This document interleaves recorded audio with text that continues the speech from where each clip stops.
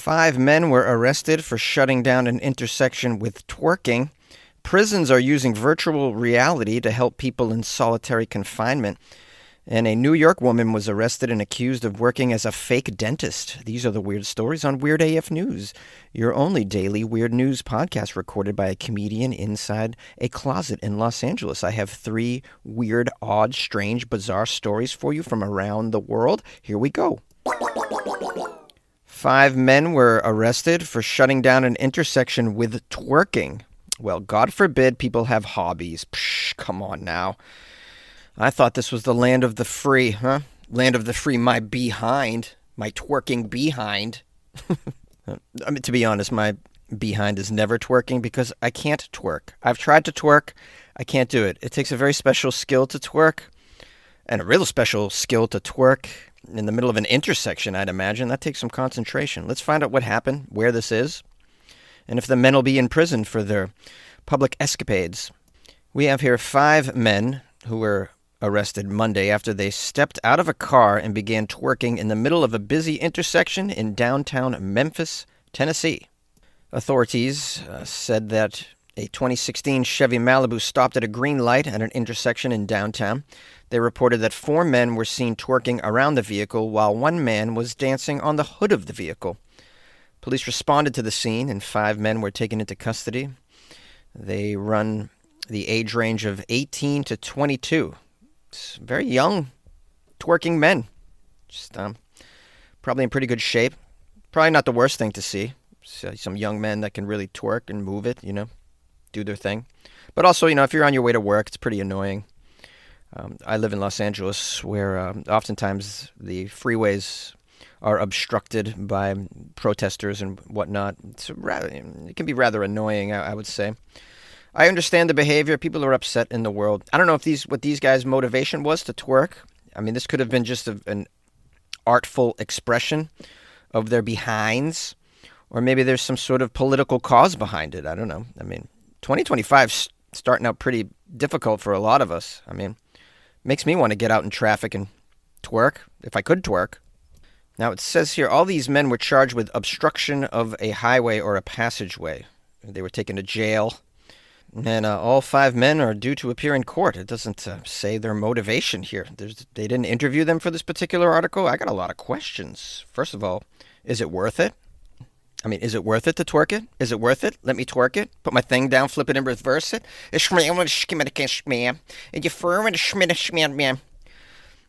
My other question is, what is Missy Elliott saying there? I have no idea. My other question is, what song were they twerking to? Or songs plural were they twerking to? Was it some sort of trap music? Was it Daddy Yankee? Do you guys like Daddy Yankee? Was it old school? Like, you can dance if you want to. You can. That'd be really funny to see some young men twerking in traffic to, you can dance if you want to. You can leave your friends behind. Sadly, there's no video footage of these exciting ongoings downtown in Memphis. Otherwise, we might know what sort of music was the catalyst for this. There's no booty shaking CCTV or twerking footage by any means that I can see. So I guess it's just going to be a mystery. The other question is, are these men part of a professional dance troupe? Did anyone look into that? Maybe they're putting on, this could be a free show for the public. Look at it like busking in a way. These guys known as Men at Twerk could be just, giving us their goods for free. Lastly, I just want to remind you all, if twerking is outlawed, only outlaws will twerk. Prisons are using virtual reality to help individuals in solitary confinement. In an innovative shift, prisons are now employing virtual reality, also known as VR, to break the oppressive loneliness of solitary confinement. Prisoners in solitary have endured crippling mental and emotional pressure for years, but now technology is rushing in to provide a lifeline for them. Through VR headsets, prisoners are viewing new worlds, feeling virtual space, and even engaging with people, albeit virtually, redeeming their dignity. Oh, yes, redeeming their dignity with the VR porn, I assume. I mean, if I'm in solitary, you give me VR, I'm loading up some porn, man. That's what's happening. There's no questions asked. Although maybe they put a blocker on porn. when you're in solitary. I don't know. We should keep reading before we judge, but I mean, on the face of this, it seems a little odd. We lock you in a box, and now we pay a technology company to allow you to pretend you're no longer locked in a box. I mean, it seems crazy because the other thing you could do is not put them in solitary. I don't know. Problem solved. And you save on electricity. The article says this novel approach is causing controversy regarding its effects on rehabilitation, bringing hope to those mired in solitary confinement. Virtual reality may hold the key to transforming the way we perceive solitary confinement and its place in the prison system. This article mentions an example of a prisoner named Samantha who emerged from her 6-foot by 11-foot isolation cell at a Central California women's facility. 3 weeks of solitary confinement later, she was led into a shared area where a virtual reality headset lay in wait. Shackled to a metal table, Samantha was about to take a trip to Thailand, never leaving the prison. In the VR world of Thailand, Samantha rode through a Thai market and bathed an elephant. It says the experience was far from relaxing compared to the chilly, isolating walls of her solitation cell. It was the start of a life-changing program that would assist inmates such as Samantha in escaping the stifling loneliness of solitary confinement. Or you could just not put Samantha in solitary confinement. I'm very confused. Is anyone else? I mean, I honestly never thought I would see the day where the prisons just go full-on Matrix. And I don't know how this is helping anybody except for, the prisoner being distracted from their solitary confinement, which is a good thing, because it's cruel and unusual punishment to be put all alone in a cell for weeks on end. But just why not just not have them in a solitary confinement situation from the jump? I mean, to me, it's like, so we're putting people in cages, but we want to do so humanely. There's really no humane way to put people in cages. And if someone is such a terrible, violent criminal, homicidal maniac, and they're put into solitary confinement for that reason, why reward them with virtual reality headsets? Now you're going to have criminals in prison wanting to be in solitary confinement because now they can get a toy. I don't know. These are just assumptions I'm kind of making, but it's painting a picture in my mind that just doesn't seem very problem-solving. Now, this article says virtual reality is not merely a distraction for the prisoners. It's assisting them in working through their feelings. Creative Acts is a nonprofit group that employs VR to assist individuals in confronting triggers and trauma from their past. The virtual reality provokes the triggers and the trauma and the feelings, and then the art changes. Okay, the program requires participants to do art exercises after having seen virtual reality scenes, such as walking through Paris. Prisoners learn apparently how to manage difficult emotions in a safe, reflective manner, according to the individuals running this program. Wow, they really think this is going to work? Just put on a VR headset, take a canoe ride through Tahiti, now draw a picture. And now your imprints and inclinations towards crime are going to totally go away. I don't see it, guys. I just don't see it. Call me crazy. They're just kind of like grasping at straws here. If you want to help criminals rehabilitate, there are examples of successful rehabilitation stories. There's prisons in South America that are pretty successful in doing this. Timothy Leary did a whole psychedelic experiment back before psychedelics were made illegal, where he had prisoners have therapy sessions while on LSD, and he had a very successful rate in that like over 85% of the prisoners did not go back to prison once they were let out of prison. Now, if you look at the stats, recidivism, is that the word, recidivism? Which is, when someone gets out of prison, goes back to prison. The recidivism rate in the U.S. is very high. It's like 80% of prisoners go back to prison. Well, Timothy Leary totally flipped that on his head through therapy and LSD. I mean, there's ways to do it. I'm just saying this probably isn't the way. This article ends by saying, with virtual reality, participants are put into the world out there, which creates a sense of empathy and emotional development. The outcome? You get a more tranquil, reflective space that could change the future of incarceration. Or you could just teach them all transcendental meditation. That's probably even better than this. I'm just throwing some ideas out there. I'm not a professional. Still getting around to that fix on your car? You got this. On eBay, you'll find millions of parts guaranteed to fit. Doesn't matter if it's a major engine repair or your first time swapping your windshield wipers. eBay has that part you need, ready to click perfectly into place for changes big and small. Loud or quiet, find all the parts you need at prices you'll love. Guaranteed to fit every time. But you already know that. eBay. Things, people, love. Eligible items only. Exclusions apply. A New York woman is arrested for working as a fake dentist. The story's out of Long Island, New York. The Suffolk County Police have arrested a lady for allegedly running a fake dental practice out of her home.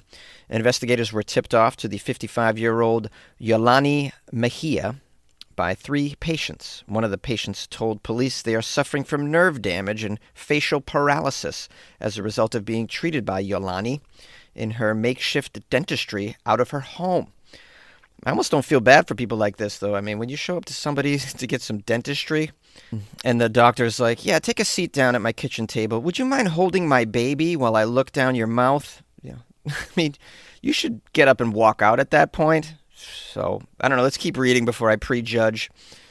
We have here the police commissioner, Kevin Catalina, who says, quote, well, I think everyone knows it's not really fun to go to the dentist. You can only imagine what this experience was like for her patients. Yeah, I mean, especially if she doesn't have all the right equipment. Shouldn't I get some Novocaine for this? Nah, well, why don't you just, here's a little CBD gummy. That should do it. I don't think it's going to do it, lady. No, you're right. You're probably still going to feel some pain. Why don't you put on this VR headset that's going to transport you to the South Pacific? Just imagine you're there while I drill away. You're going to feel it, though. Repeat after me. Serenity now. Serenity now. Serenity now. Serenity now. Now, Yolani was arrested at her home on Heckscher Avenue in Bay Shore. A search of the home revealed a fully functioning dentist's office where she was allegedly doing dental work without training or even a license to do such things. Here's a quote from Kevin, the commissioner. He said, Yolani did not use any anesthesia, but she used a local anesthesia, but no one was getting the anesthesia for the complex dental procedures that she was doing. She was a full-service dentist. That's a very strange sentence here. I'm trying to piece it together. She did not use anesthesia, but she used local anesthesia. Sounds like she didn't use strong anesthesia. I don't know what he's saying here. But she was offering full service, clearly. Some of those services, you obviously need some strong stuff to get through it. You're dealing with tooths being pulled, root canals, and the whatnot. Well, it's very expensive to get dental services in the U.S., very oftentimes you will be granted health insurance by some sort of organization through your job or whatever, or through your school, and they will not include dentistry for whatever reason. So that puts us all in a very precarious situation. In the past, I've had to go to dental schools to get discounted dental services. Imagine that, rolling the dice with your life right there with some, young students working on you. Yeah.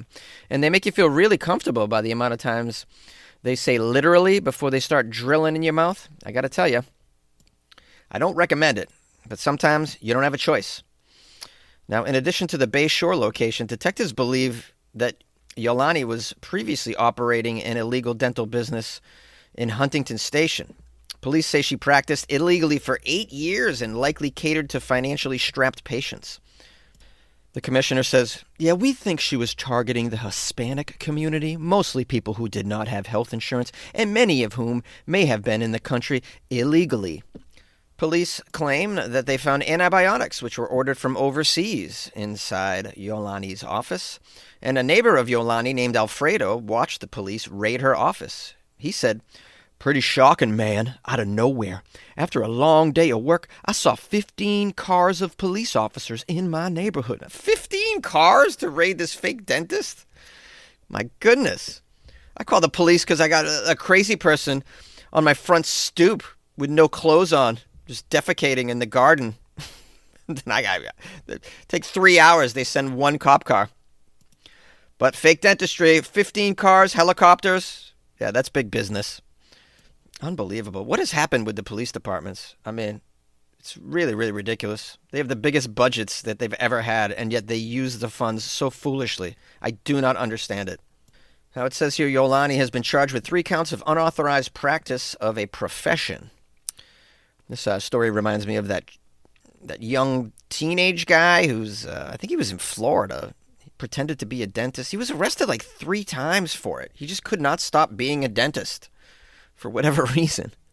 It's a very strange occupation to want to fake, Of all the occupations to lie your way into, what, so you can work on people's smelly mouths? I don't understand the reward of this. Don't you all know that dentists have the highest rate of suicide of any other profession? I mean, there's a reason for that. And yet people want to pretend to do it? I don't get it. If I was going to fake an occupation, it would be something way more fun. Like, I don't know, like a tour guide. Be a tour guide for something I know nothing about. Wow, he didn't know shit about the Alamo, but damn, that dude was funny. Or like I would fake being a college professor. That would be kind of fun. Just kind of like do my own thing. Hey class, today we're going to pivot. Instead of doing Western Civ, we're going to talk about weird vending machines in Japan. Oh, Pod Daddy. Good luck with your life, man. Hi everybody, this is your buddy Jonesy. And I just want to thank you for spending some time with me and the Weird AF News podcast. I hope it's everything you had hoped for. If you'd like to send me any weird stories that you come across, feel free to do so. My email is funnyjones@gmail.com, or you can slip them into my DMs on Instagram @funnyjones as well. I want to give thanks to listener Norsey Dawson. Norsey sent me a very lovely package that contained some cookie butter. Something I've never had before. I've never had cookie butter. So it seems like it's going to be very delicious. I haven't decided what I'm going to eat it with, but I'm going to get down to business on that. I call it research. So big shout out to Norsey. Thank you for that. Norsey is very, very loving and caring, and I appreciate that. Now, if you would like to mail me something weird to try, you can just email me, ask me for my address, and you can get that on over to me. And if you think it's something that's going to bring joy to my life, then I'll be willing to try it. Now, I'm allergic to nuts, so just beware of that. Tree nuts, specifically tree nuts. I can have peanuts. I just cannot have tree nuts. Okay, do we all know what the difference here? Peanuts are legumes, and they come from the ground. Tree nuts come from up above. Usually, they're in trees. All right, I'm just trying to educate everybody on my sickness, on my weakness, on my Achilles heel, which is basically walnuts. Ugh, gross. Anyways, appreciate you all. If you haven't subscribed to the show yet, please consider doing so on whatever platform you're listening to. Weird AF News is available everywhere. So if you're not pleased with the platform you're listening on, you can download something else. It's all over the place. It's worldwide, baby. I've gone global, baby. It's global. And lastly, if you would like to support Weird AF News, this one-man production inside of a closet, please go to weirdafnews.com, the official website of Weird AF News, where you can join the Patreon or buy me coffee.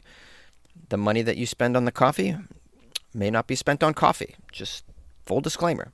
All right. Be good to yourself. Ta-ta.